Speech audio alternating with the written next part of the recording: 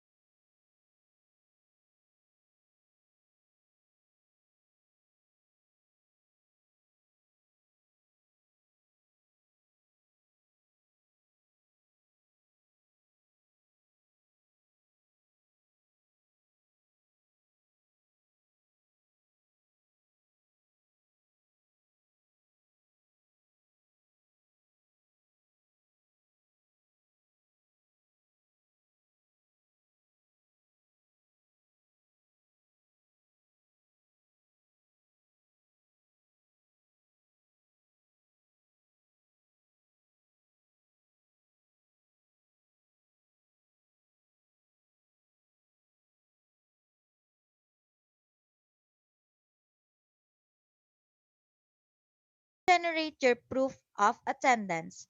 Place your questions on the comment box allotted during the session and they will be addressed by our speaker later on. Share the video using hashtag learnAsOnePH as our official hashtag to our Vibal webinars. Experience learning, ka-Vibal? And now, to proceed with our webinar this morning, it is my pleasure to introduce to you our distinguished speaker today. She graduated Bachelor in Secondary Education, majored in English in the Philippine Polytechnic University of the Philippines. She recently passed her comprehensive exam in the same university for the graduate school. She worked as the college instructor in STI College, Meycauayan for 3 years.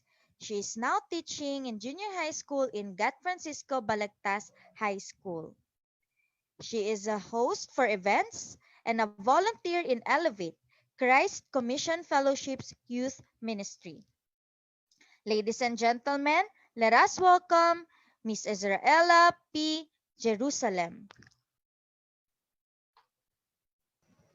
Hello, good morning everyone. Thank you po sa ating Vibal team for that very lovely introduction. So salamat po for this very wonderful opportunity na binigay niyo po sa akin to share what I know and my experiences sa mga teachers and even sa mga hindi teachers na nanonood this morning. So, ayun, salamat po. So, ako nga po si Ma'am Esa. So, I also want to thank yung aking Gat Francisco Balagtas High School family na kasalukuyang nag-a-unpack at nagko-combine ng milks this morning. So, good morning po sa inyong lahat.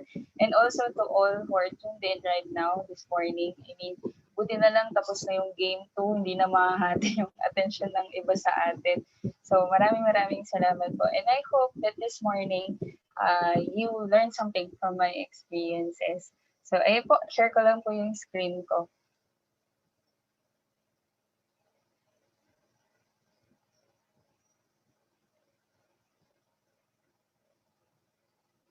Okay.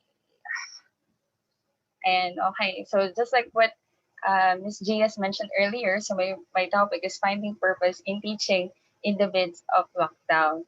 So, itong lockdown na to, sobrang nakakabaliw siya.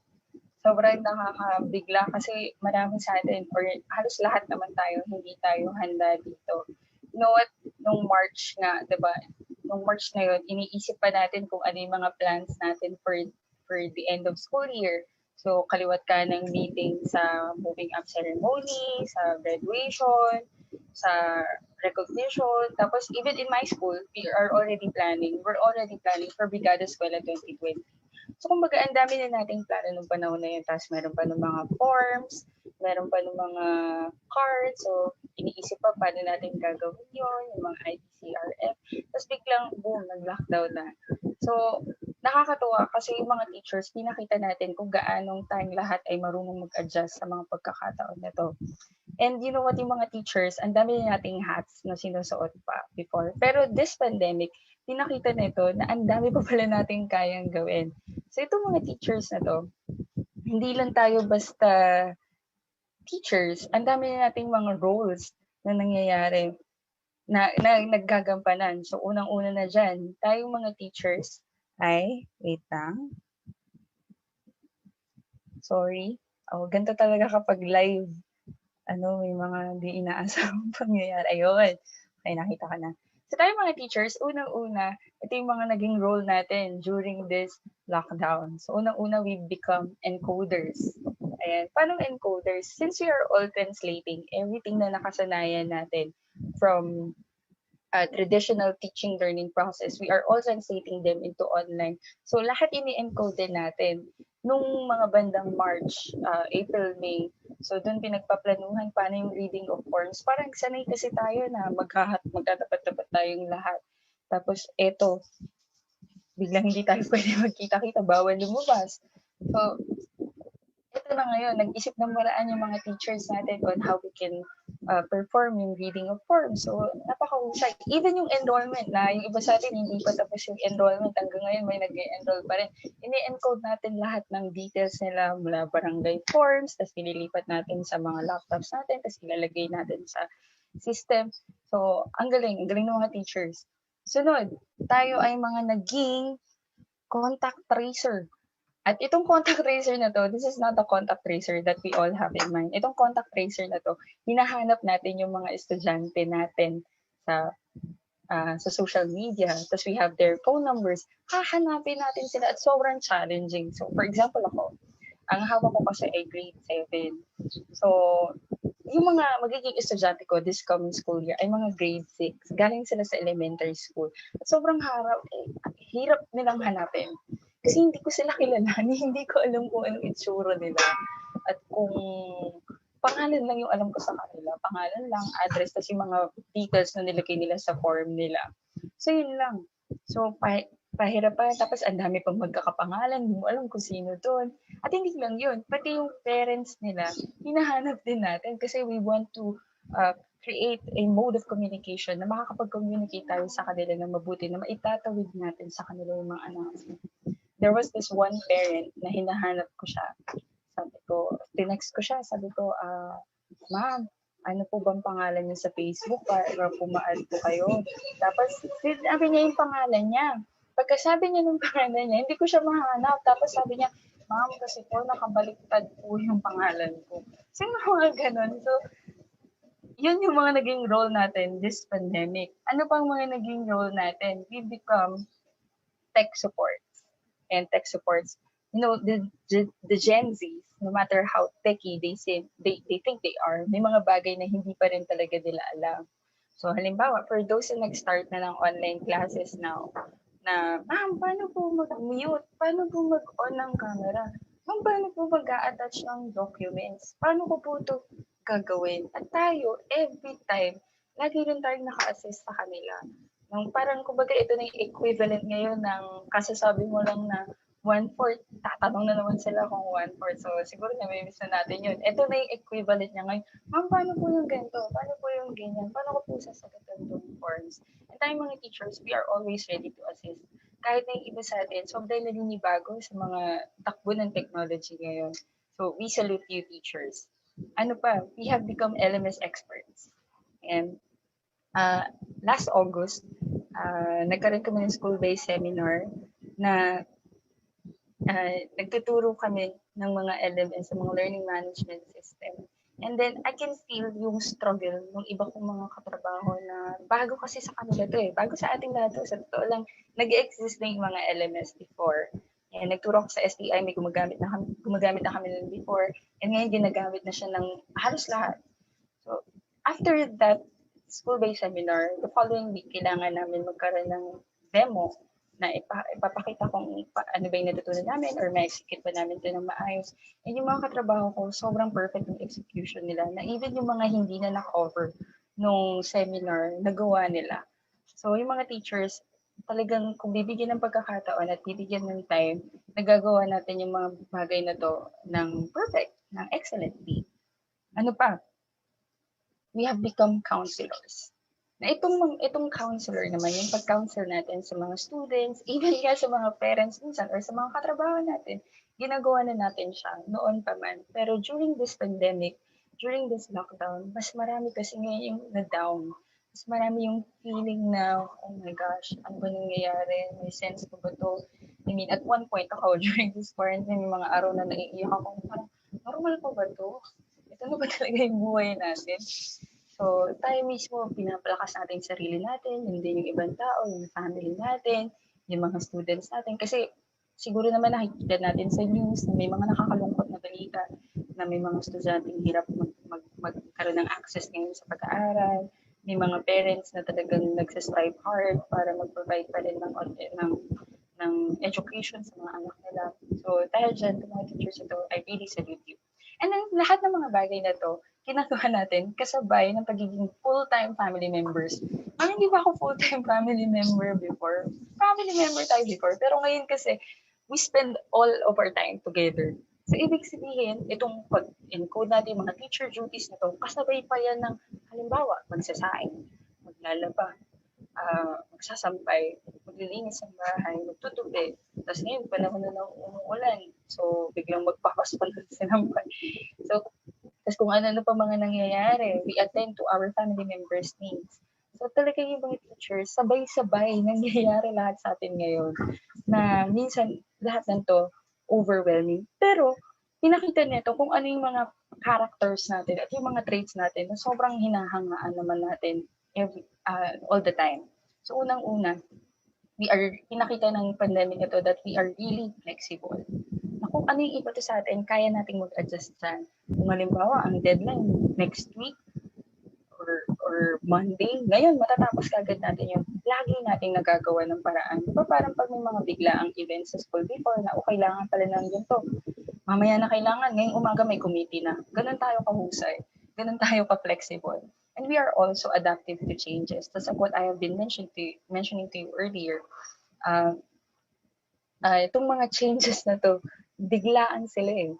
Pero nakapag-adapt tayo sa mga changes na to. Just imagine, nung March, yan, ilan lang ba ang social media accounts natin? Pero ngayon meron ng pangalawa. Tapos we have different accounts sa kung saan saang website para lang makapag-provide tayo ng quality education kahit nasa bahay lang tayo, kahit malayo tayo, kahit remote learning. So alam natin kung paano mag-a-adjust at sasabay sa mga changes na to. Kasi mukhang eto muna talaga tayo for a while. Kaya, ayan, adaptive to changes. Next, we are resourceful. Ayan, we are all resourceful. Pinakita ng lockdown na to na tayong mga teachers kung ano yung meron, magagamit talaga natin yan. Siguro nakita na natin yung isang post online na wala siyang phone stand, tapos wala siyang mga gamit. I just failed na makuha yung picture kasi ako nakapag-ask ng permission na gumamit siya ng hanger. Gumamit siya ng hanger. And sobrang nakaka-amaze kung gaano yung utak ng teachers ay hindi lang basta resourceful, creative din. I have a brother and a sister. They are both in college now. Tapos sabi sa akin ng kapatid ko, kasi they are attending class orientations the past week. Sabi sa akin ng kapatid ko, ate, kailangan pala yung mga teachers ngayon yung sobrang level up kasi yung challenging pala. Sabi ko, paano mo naman nasabi yun? Sabi niya, kasi sabi mo ate, nasa bahay lang, ang daming distraction. Kailangan makuha mo yung attention ng bata. At totoo yun. Diba? Before, ang ginagamit lang natin, ibang chalk lang. Pumapasok sa classroom, okay na, diba? Pero ngayon, kailangan kasi natin itong mga PowerPoint presentation, mga kung ano ng presentation, just to capture the attention of our students. Tapos hindi lang basta pwedeng, motivation, tapos lesson, tapos assessment. Minsan, kailangan na natin mag-isip ng iba pang creative ways para makuha yung attention ng mga bata na to. And over again, lagi tayo nakakaisip ng paraan. Nakakita ako ng mga posts na meron silang ruleta para sa attendance, tapos meron mga nagpapa-games, may mga nagpa-bonding muna bago mag-lesson. At pinakita talaga na creative tayo. Pero sa kabila ng lahat nito, tayong mga teachers, higit sa lahat, we are all in need of encouragement. Kailangan natin to because just like what I am telling you, sometimes itong lockdown na to, nakaka-down na talaga siya. When I was invited to speak here, I was thinking, what more could I possibly tell you?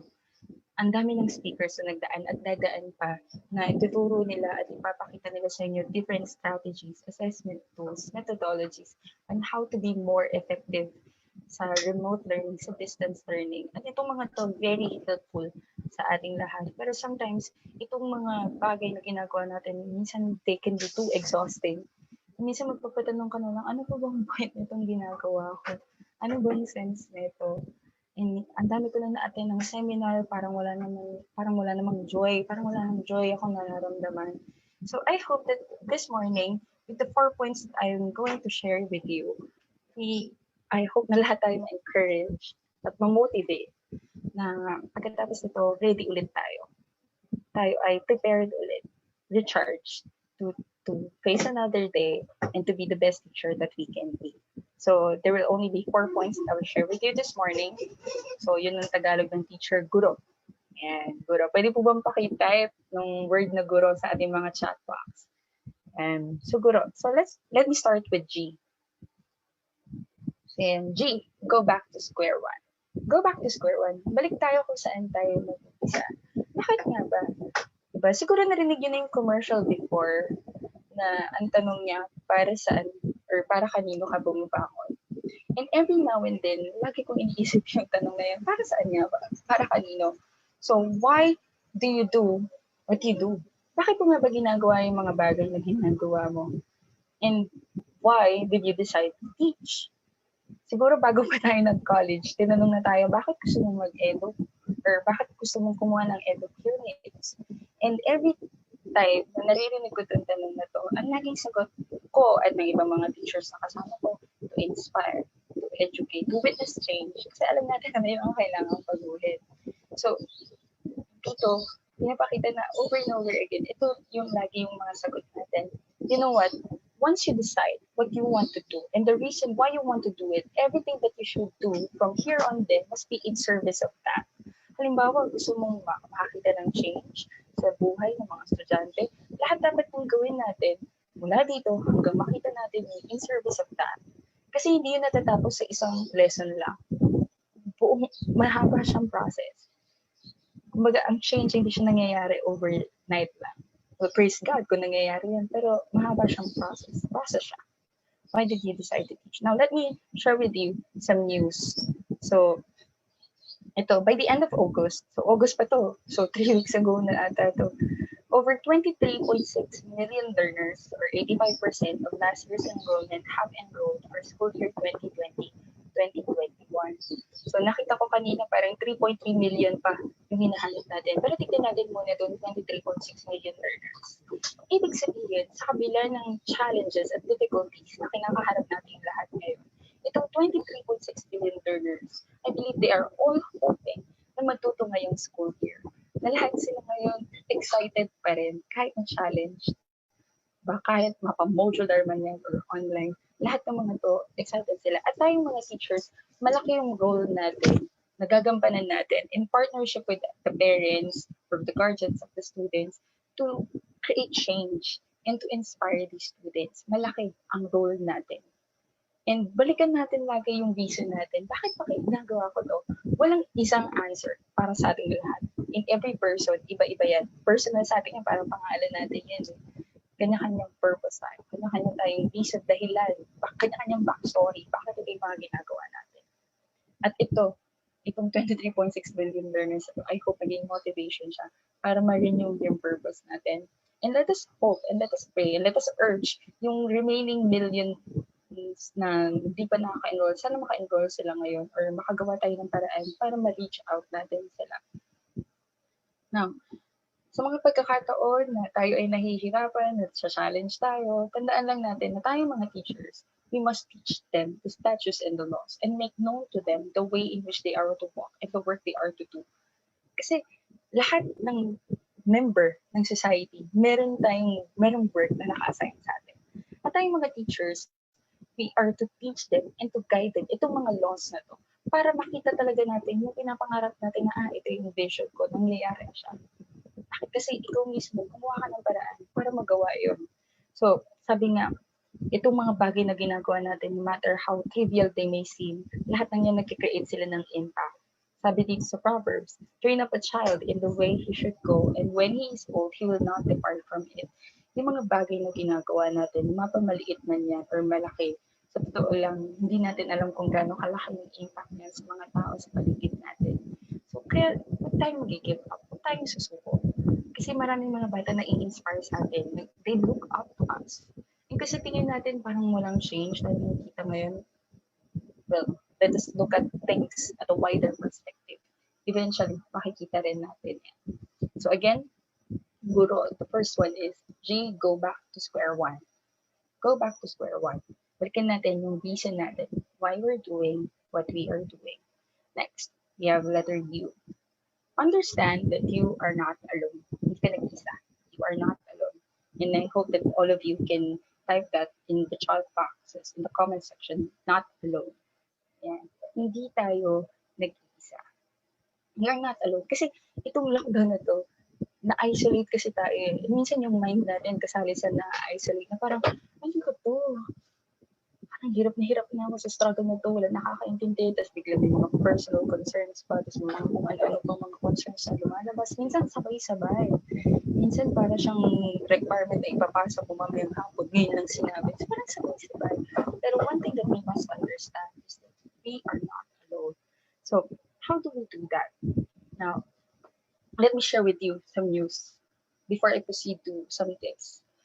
According to UNESCO, 2020, 1.5 billion learners are affected by school closures worldwide. And here in the Philippines, 748 private schools are temporarily closing, affecting 3,000 teachers and 40,300 students. And that's according to Kokopea, na-publish to sa kung saan media outlet.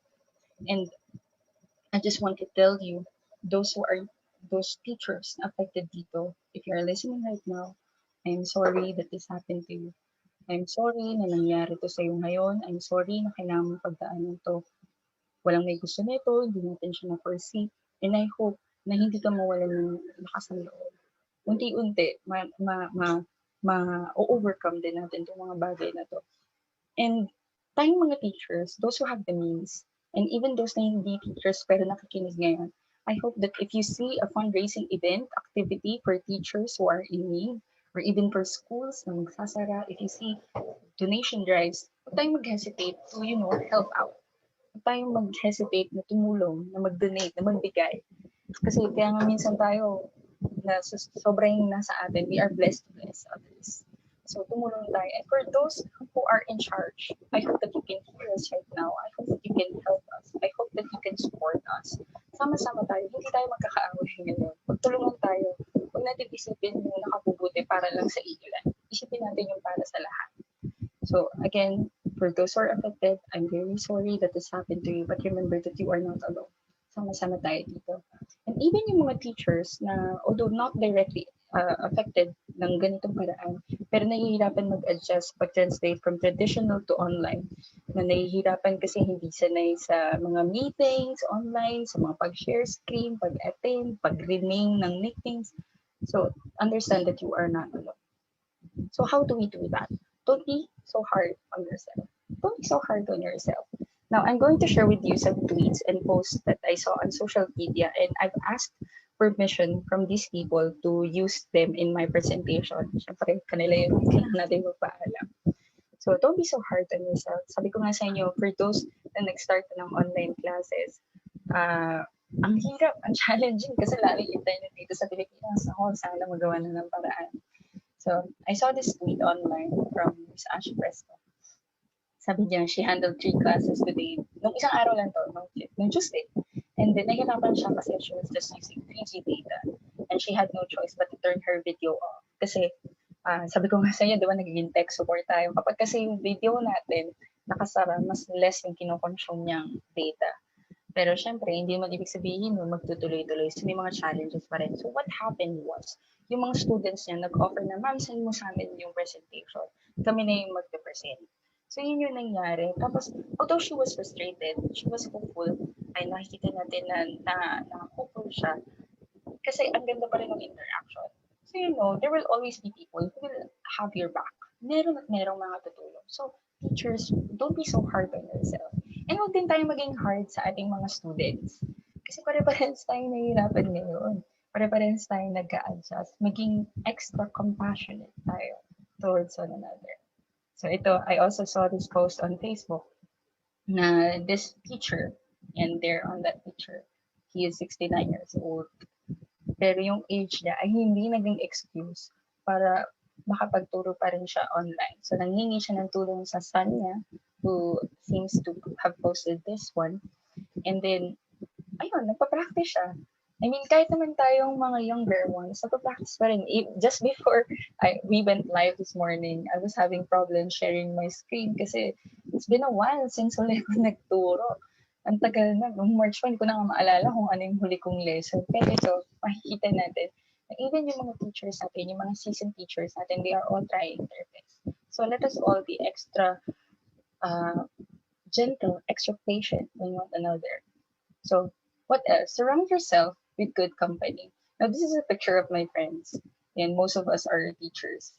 And yung iba sa kanila, nag-start na ng online classes. And every now and then, we call each other. We schedule a meeting para magkwentuhan, mag-bonding, tapos share lang namin ano nangyayari sa buhay namin. We share our best practices. We share memes. Diba? Sharehan kami ng memes. Kasi alam niyo yun, sobrang dami na nangyayari. Kailangan natin palakasin ang bawat isa. Hindi lang yan, even yung family natin, di ba? I mean, I'm grateful for my family na dahil sa talk ko na to ngayon, lahat sila nag-adjust ng activities. And it's really important that you surround yourself with good company. Yung mga toxic na tao, unfollow muna natin. Kasi, I mean, nakaka-help din yun sa atin para ma-refresh ang ating mga mind. So, what else? Tandaan natin that you are not alone and that you are appreciated. So, there's this post that went viral on Facebook. I think last week ata siya. It's about a class, a nursing class. Tapos, when they opened all of their cameras, all of their videos, nag-post sila, yung may mga banners sila ng we love you, ma'am, we appreciate you. Nung pinapanood ko siya, medyo naiiyak ako. Kasi grabe yung appreciation na natanggap ng teacher. Kasi nga sobrang dami natin pinagdadaan ngayon, sabay-sabay. Pero ito, na-appreciate ng mga students yung ginagawa natin for them. So, ayun, naiyak siya. And kung wala pang nakakapagsabi sa inyo nito ngayon, teacher, ma'am, sir, I appreciate you, we value your efforts, we value you. Huwag kang susuko, kayang-kaya mo yan. And meron pa, there's this one guy na pinost niya yung picture nung mom niya who is also a teacher. And teacher din yung mom niya na yun nga, nahihirapan din. So makikita niyo dyan, di ba? With just a camera, and then since nahihirapan siya mag-share screen, apparently she used a whiteboard para doon lang nakatuto. At makakapagturo pa rin siya ng maayos. So, at daming paraan. Maraming resources na hanggang na yung iba hindi pa natin na-explore, pero kayang-kaya natin gawin yan with the help of one another. So, we are all appreciated. So, ito pa, there's this one student na nakita ko on Twitter, sabi niya na-appreciate yung mga effort ng mga profs niya. And that teachers need more recognition. And then we too. Kaya nga, di ba, we are now celebrating Teachers Month. And so, Happy Teachers Month, mga ma'am, sir. Ayan, so October 5, Happy Teachers Day. And we recognize everyone's effort sa pagtawid ang quality education sa ating mga students. So, kasabay ng understanding that we are not alone, it is the time for us to lend a helping hand and do not hesitate to ask for help. Ayan. Lend a helping hand. Hindi ito yung panahon para mag-inggitan. Bakit kaya si ganito? Bakit kaya si merong ganyan? Bakit kaya si sir ganito? Siguro kasi ganyan. Siguro kasi ganito. Walang mangyayari kung gano'n yung perspective natin. It's today is the time. This is the time. Yung time mismo magtulungan tayo at mag-reach out sa bawat isa. Kasi pare-pares na tayo nahihirapan. Pare-pares tayo nag-adjust. Now, this is a photo of my teammates sa isang activity na ginagawa namin ngayon sa school. And then yesterday, we had a meeting session. Tapos sobrang lahat kami, pare-pares kami nababaliw. So, hello po, ma'am, sir. And nag-unpack at nagko-combine ngayon sa answer ng mga kung ano activities. So, pare-pares kami nababaliw kahapon na, paano ba to? Ano mga gawin dito? And then nakakatuwa kasi merong mga suggestions, may mga alternatives na ito na lang yung gawin natin. Kumbaga, huwag natin pahirapan yung sarili natin at magtulungan tayo. I-distribute natin yung task, distribute natin yung labor, divide natin yung labor para hindi na overwhelm yung isa, hindi tayo na-burn out. Okay? And do not hesitate to ask for help. Hindi, pag tayo nanghihingi ng tulong, hindi ibig sabihin na mahina tayo. Kasi it takes a huge amount of humility to admit that you need help. Kailangan mo ng matinding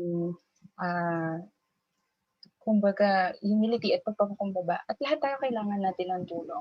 Lahat tayo kailangan natin ng assistance. At huwag tayong manghingi ng tulong. Kasi nga, kailangan natin yun. And itong mga teachers ito, and even yung mga katrabaho natin, and workmates natin, lahat ng yan, willing at always ready na tumulong sa bawat isa. So again, understand that you are not alone. So, let me go back to my point. So go back to square one. And then understand that you are not alone. So let us proceed to the third point. So third point is our rest. Yeah, rest. And I invite you to comment rest on the comment sections. So rest. Ayan. So anong ibig sabihin ng rest na to? Hindi ito yung rest na matutulog or magpapahinga Ayan, hindi yan yun. Hindi man kasi ibig sabihin ng rest ay matutulog lang tayo all day.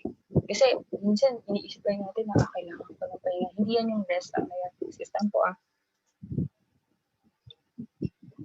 Itong rest na to, this is pertaining to something na hindi lang physical. Kasi let me tell you, no amount of sleep can ever compensate for a troubled spirit, a troubled mind, a troubled soul.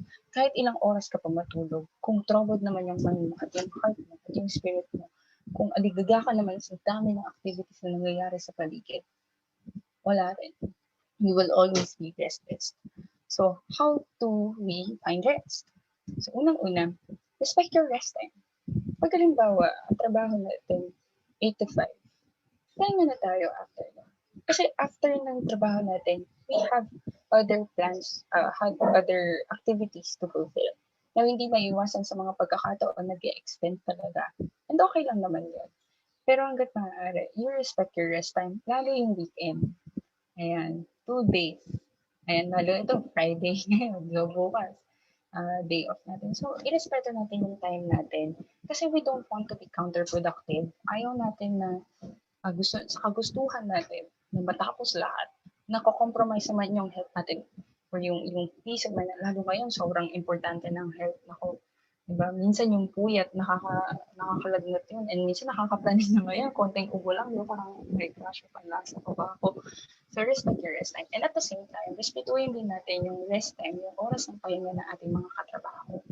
Kasi tulad natin, sila din ay anak, sila din ay magulang, sila din ay kapatid, sila din ay something else kapag hindi na sila nagtatrabaho. And at the same time, pati yung mga students natin, huwag natin silang i-overwhelm ng mga bagay-bagay na ine-expect natin sa kanila. So, respetuhan lang tayo ng time ng bawat isa. And kung hindi talaga maiwasan, let us apologize.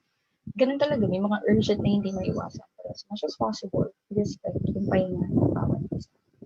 What else? Do not take more than what you can handle.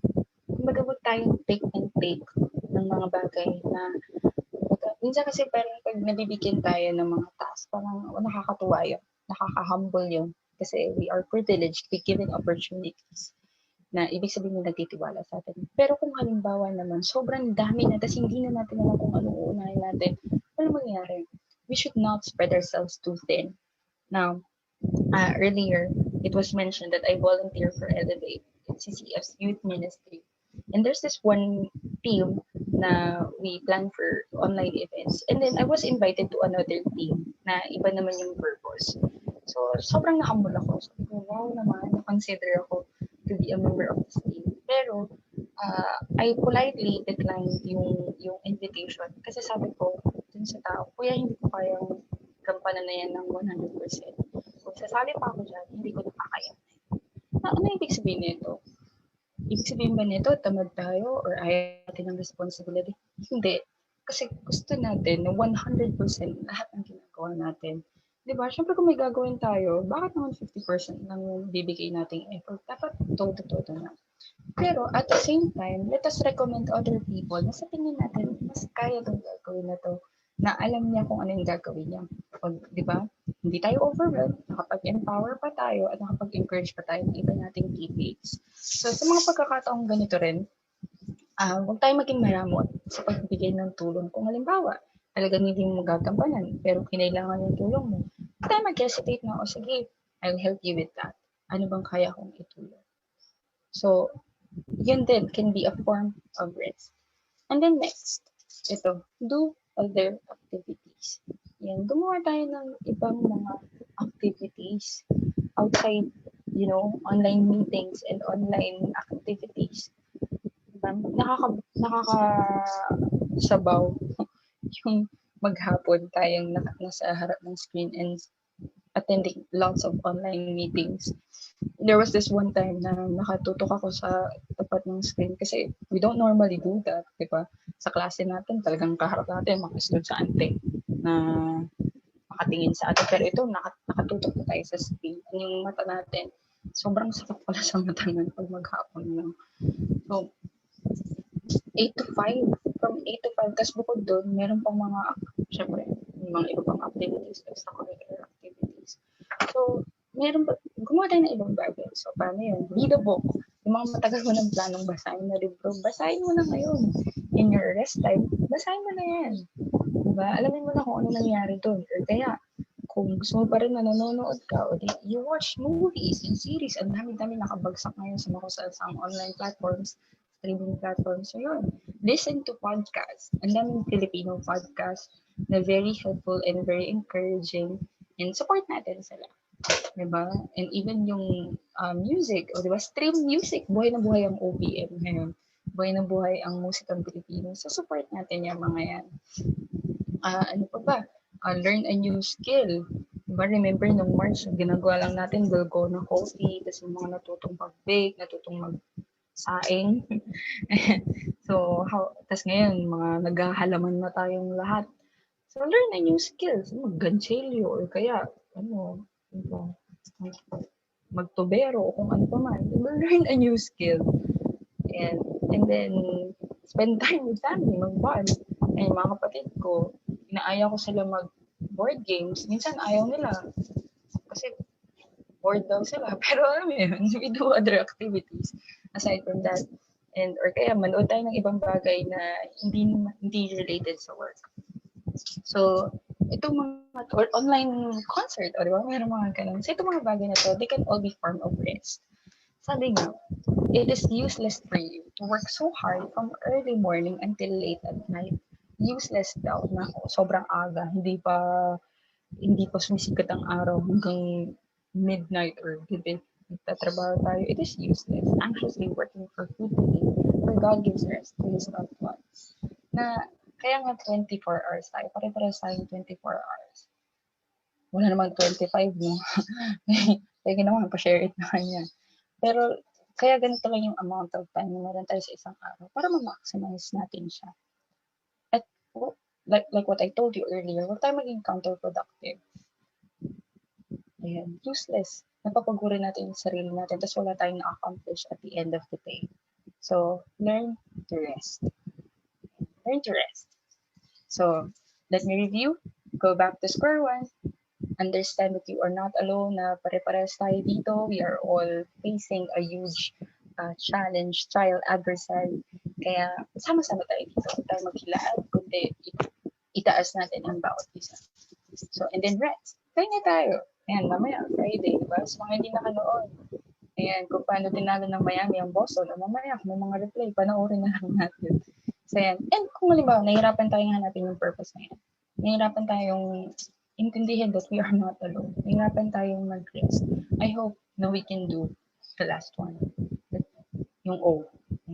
Let us open up to God. Open up to God. So, how do you open up to God? How do you do that?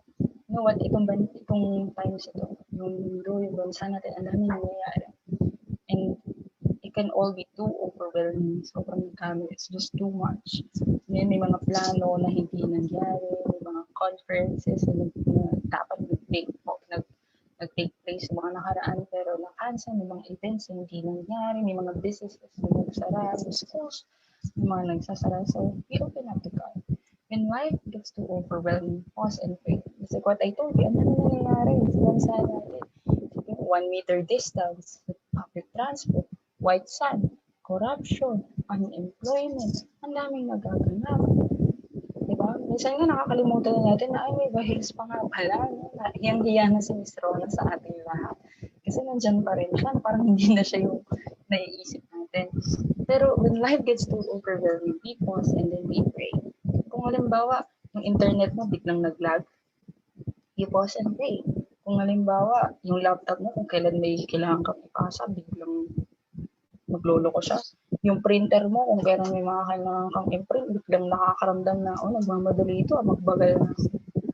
Kung yung mga students natin, sobrang nahihirapan tayo mag-communicate with them, we pause and pray. Kung sa bahay natin, overwhelming na rin mga nangyayari, we pause and pray. Now, ibig sabihin ba na magiging okay lahat? Not always. Praise God kung magiging okay lahat, pero not always. Hindi man pagkat nag-pray tayo instantly, magiging okay lahat. Pero it allows us an opportunity for us to reflect and to recollect yung sarili natin. To think, tinuturuan tayo ng pag-pause at ng pray. Do you know what? Go back to square one. Ano ba nangyayari? Bakit ko ginagawa? When we pause and then we pray, naiisip natin itong mga tao sa paligid natin, mga people na ginagawa natin yung mga bagay na to para sa kanila.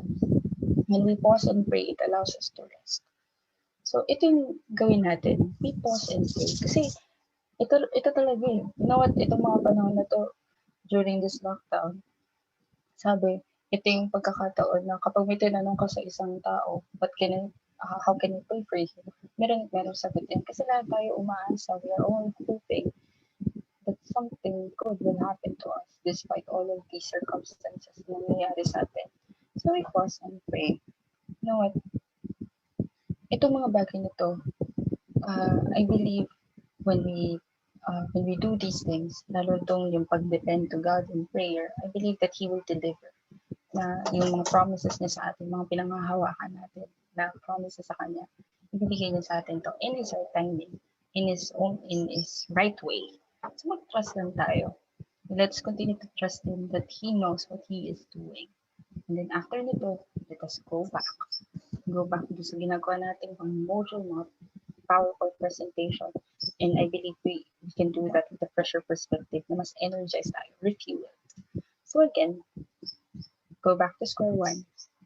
Understand that you are not alone. Hindi tayo nag-iisa. Right? And then we open up to God all the time. Kasi nga, I just remember, di ba, bago tayo kung ano-anong events, we have doxology. Bago tayo mag-grand demo, we pray. Bago tayo magkaroon ng events, we pray. Kada events natin, we pray. So it's really important right now. In everything that we do, we pray. Now, you know what? As I put this webinar to an end, let me share with you this one. My beloved brethren, be steadfast, immovable, always abounding in the work of the Lord, knowing that your toil is not in vain in the Lord. Isa kasi, ang hirap intindihin na may sense ko ba itong mga ginagawa ko? Pero let me tell you, meron yan. Just recently, may mga students ako na, to be honest, ko sa kanila, hindi ko naman nakakausap before, ng super personal, ang wala akong personal connection. Pero nag-chat sila sa akin na, ma'am, pwede po bang patulong sa ganito? Salamat po kasi kayo yung ganito before, tumulong sa akin sa ganyan. And they remember us. Yung mga small things that we do for them, they remember it. Bukod dun sa mga tinuturo natin sa kanila about subject verb agreement, about integers, or kung ano mga rules yung tinuturo natin sa kanila sa lessons natin. Bukod dun, naaalala nila kung paano tayo nag-show ng compassion sa kanila. Kasi you know what, sabi nga, mas nararamdaman nila yung authenticity natin. And siguro naman na-feel natin yun or nangyari sa atin yun na they have expressed their gratitude towards us. Lalo ngayong Teachers Month, ang dami-dami mga teachers na ina-appreciate online. So, huwag tayong sumuko. Let us not be immovable. Let us not be movable. Huwag ka maging steadfast tayo. Natuloy-tuloy lang. So, okay lang magpahinga. Okay lang na saglit lang, upo ka lang, tapos pag-isipan mo lang ng bagay-bagay. And then, proceed again. Tuloy-tuloy ulit. So, there was this one guy. His name is Nehemiah. And he was rebuilding the walls. Tapos, ang daming mga distraction na nangyayari sa kanya. Ang daming mga discouragement na nangyayari sa kanya. Tapos sabi, punta ka dito. Pag-usapan tayo. So, people are trying to drag him down. Pero ang sabi niya, I cannot come down for I'm doing great work. And ganun din tayo mga teachers. We are all doing a great work and you cannot come down now. Sa dami na nangyayari ngayon ko po tayo susuko. Ang tagal-tagal na, ang dami natin na pagdaanan. Demo teaching, board exam, graduate school for some, thesis, pagpaparak, pagpapapromote. So, ayun. Kayang-kaya natin yung mga yun. Hindi tayo dapat ngayon hindi tayo dapat ngayon mag-give up. Ang dami pa nating pwedeng gawin. Ang dami pa nating pwedeng i-reach out. Now, minsan, medyo feeling natin, yun nga, parang walang nangyayari. Pero, meron at meron yan. You know what? Ako kasi, hindi pa kami nagsastart ng klase namin. Hindi pa kami October tayo ng klase. So, hindi ko pa siya na-experience yung mga bagay na to. Pero I do counseling sa iba't ibang mga grupo, sa mga church groups. So, I mentor them, I train them. And you know what, hindi natin kailangan nasa classroom or nasa online meeting to teach others. Huwag natin i-confine yung sarili natin sa classroom setting. Kasi, even yung mga posts natin sa social media, itong mga to, they can inspire students and other people para, to have a good perspective din katulad natin. Yung mga sinishare natin sa kanila, yung mga sinasabi natin sa kanila, itong mga bagay na to, pwede natin gamitin. Ang dami mga platforms ngayon. You know what? There are many teachers na gumagamit ng iba't ibang mga platforms para mag-share. Ituloy lang yung mga gusto nila. And we really salute you. Yung mga nag-vlog bigla. Nakakatuwa kasi yung iba hindi sanay pero ginagawa pa rin to. That's why you must be reminded, lahat tayo ma-remind that we are all doing a great work and you cannot come down now. Sabi ko nga sa inyo, 23.6 million learners at marami pa nag-e-enroll. Lahat ng mga tao na to na hoping na maka-inspire. At kaya sa community natin, di ba may mga post na nakikita natin na sa mga bahay-bahay lang nila, sa mga kapitbahay nila, with social distancing, nagtuturo sila, nagsa-start sila na, sige tayo magturoan, mag-help out tayo sa bawat isa. Kasi kahit saan tayo, kahit naman nasaan tayo, ano pa man yung kalagayan natin, hindi mawawala sa atin yung ability at yung kakayahan natin na magturo. Kaya you are all doing a great work. Huwag tayo ngayon sumuko. Kahit na saan tayo, gagamitin tayo to teach, to inspire, to educate others, and for them to learn from us. So we are all doing a great work. Kaya ngayong Friday morning, I hope na as we learn yung mga bagay-bagay na tututunan natin about assessment, about online learning, about different skills, huwag natin lagi kalimutan yung reason bakit ba natin to ginagawa, bakit pa kailangan itong mga bagay na to ay gawin natin, ano bang purpose ng mga to, ano pang sense nito. And yun lang, babalikan lang natin lagi yun. Kasi lahat ng mga bagay na to, kung meron tayong fresh perspective, nababago yung tingin natin sa mundo. Nababago yung tingin natin sa trabaho. Hindi siya nagiging burden, kundi nagiging joy yung paggawa nito mga bagay-bagay na to. So again, this morning, I hope that you have learned from me. And tulad nga ng sabi kanina, I hope that you can share your learnings sa social media accounts. So you just use the hashtag and then you share it. You can even tag me so that I can see that. And then let us continue to encourage one another. Kung may mga katrabaho na down, tayo mismo mag-lift sa kanila. Tayo mag-encourage sa kanila. Tayo mag-motivate sa kanila. Kasi sino-sino pa magtutulungan dito, kundi tayo rin lang naman. So, ayun, I hope that this morning, lahat tayo ay na-find natin yung purpose natin in teaching in the midst of lockdown. So, maraming salamat po. And I hope that all of us have a good morning, have a good Friday, have a good weekend. Makapagpahinga tayo. And pagdating ng Lunes, panibagong hamon na naman. So, maraming salamat po sa ating lahat. Thank you very much, ma'am. Let us proceed to the question and answer portion. Our first question is from Vesh Crocero. Hello po, ma'am. Is it okay to feel guilty for not giving effective learning to slow learners under modular learning modality, knowing that their parents have no capacity to teach them? And thank you po for that interesting question. And normal ba na mag-guilty to feel guilty? So, pag-isip ako lang saglit eh. So, yeah. Sir, thank you for that question. You know what? Hindi ka nag-isa dyan. Sabi ko sa inyo, you have to understand that you are not alone. Kasi kahit ako, na experience ko yan. Just last week, nag-report kami sa school to assist with some forms and some files. Sabi ko sa isang katrabaho, ma'am, alam mo ba, minsan nga iniisip ko, ano po bang point nito? Kasi modular tayo. Paano naman natin sila magtutulungan? Paano naman natin sila matuturuan? Lalo yung mga students na wala talagang access to online learning. Iniisip ko, paano nga ba? Paano ako makakapag-promote ng change? I think, and I believe meron pang ibang better na solution for this one. We can, you know what, use yung kung anong meron tayo. Halimbawa, meron tayong access sa mga ganitong bagay. Even tayo mga teachers, isipin nyo na lang, bago ko balikan itong mga teachers na to, hindi naman din lahat tayo may access sa ganitong klaseng seminar. May mga teachers na umaakit pa ng bundok, tapos nagpupunta kung saan-saan. So, nakakatuwa kasi lagi pa rin tayo nakakahanap ng paraan. Pero tayo mga maraming access sa mga ganitong pagkakataon, gamitin natin yung platform natin to promote or to teach other people. Para doon sa mga naka-modular, siguro pwede tayong mag-provide ng very personalized na notes sa ating mga modules. Anyway, ganun din man talaga yung gagawin natin. And then, kung kakayanin, and kung makakaroon tayo ng extra budget, so why don't we call them? Tayo yung tawagan natin. Po, ma'am. Although, ang laking sacrifice talaga natin. Pero, ganun talaga eh. And sometimes, we should not do something. And sometimes, hindi naman talaga gagawin natin yung mga bagay na hindi magkakos sa atin.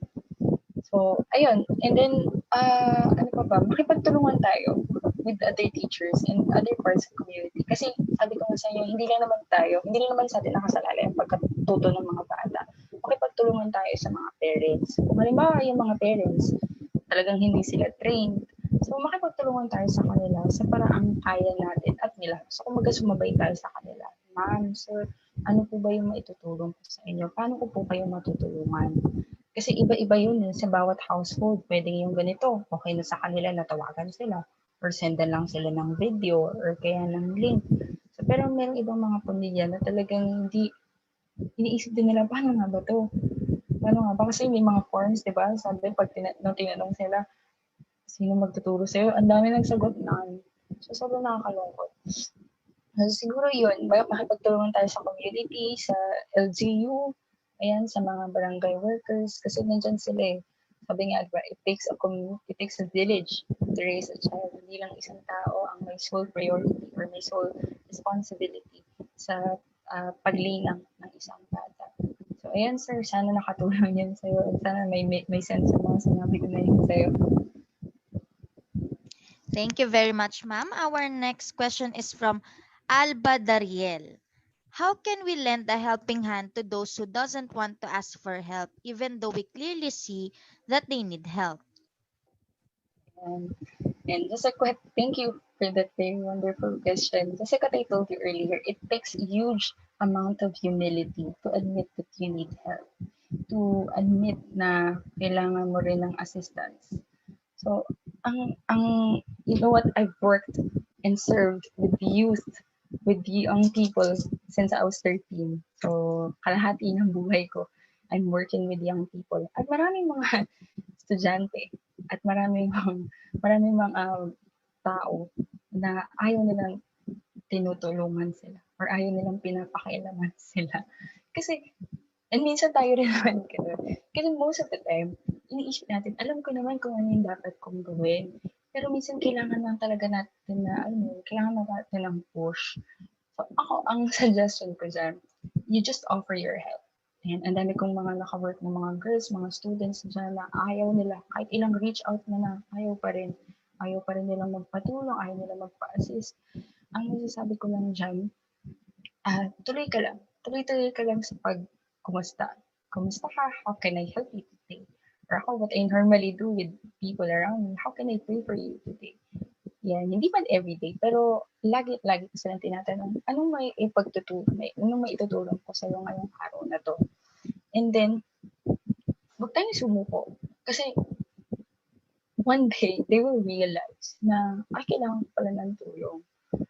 Huwag tayong mag-give up. Na kumbaga, kung halimbawa, sila man yung tumakbo palayo sa atin, kung sila man yung lumayo, at least pag bumalik sila, ready tayo. Ayan, huwag tayong ma-dishearten kung halimbawa hindi sila nakikinig sa mga advice natin sa kanila or sa mga assistance na pinoprovide natin sa kanila. Huwag tayong ma-dishearten kasi sa totoo lang, concern na nila yun sa sarili nila. Issue na nila sa sarili nila yun. Pero tayo, kung sakaling bumalik sila at sabihin nila na, ma'am, sir, paano po ba itong gagawin ko dito? Ano pong tulong or assistance yung kailangan ko para dito? Pwede ko tulungan niyo. Sana tayo yung maging humble enough din tayo. Huwag natin pamukha sa kanila, sabi ko sa'yo, kailangan ko nito. Sabi ko sa'yo, kailangan mo ng ganyan. Pero maging humble at ready tayo to assist them sa mga bagay na kailangan nila ng tulong. Thank you, ma'am. And our last question is from Jet Gabriel. Is self-doubt actually a good thing? How do we deal with it? And thank you so much, Sir Jet, for that question. Self-doubt. Totoo talaga yung self-doubt. May mga pagkakataon na i-doubt mo talaga yung sarili mo. Kung capable ka ba sa mga bagay-bagay na kinakaharap mo ngayon. I mean, I for one have experience na parang feeling ko ang mediocre ng lahat ng ginagawa ko. Na parang half-assed lang lahat. Self-doubt na parang, totoo ba to? Kaya ko ba to? And siguro minsan, helpful siya. Kasi ma-remind ka of your strengths and your weaknesses. Pero huwag tayong magpa-consume sa self-doubt. And huwag nating patambalin sa isip yung self-doubt na yun. Ano natin siya, padaanin. And kasi tandaan natin, yung tunay nating identity as a teacher, yung identity natin as a person, we are more than our doubts. We are more than our fears. We are bigger than our worries. We are capable of a lot of things with the help of other people. And syempre, yung help natin and ultimately with the help of God. Tandaan natin that there will always be people na willing tayong tulungan and there is God to guide us.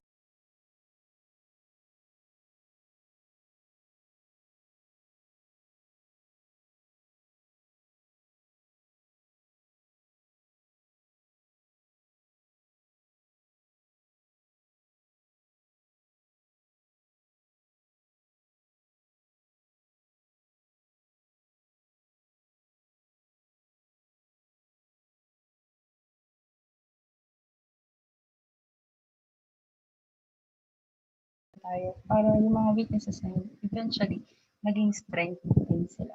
Huwag tayong maging pangungunahan ng takot.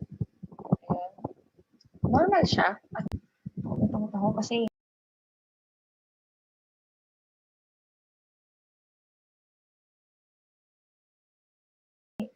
I was 20 years old. Tapos, ang tuturuan ko lang yung mga 15, 16, iisip ko, naku, baka mamaya alam na rin na nila yan. Ituturo ko, alam na rin nila kung ano itong mga to. And normal yun. Normal na kinakabahan tayo. Normal na nagdadaw tayo. Kasi ibig sabihin nito, may care tayo sa ginagawa natin. Nakakatakot kung wala na talaga. Kasi ibig sabihin,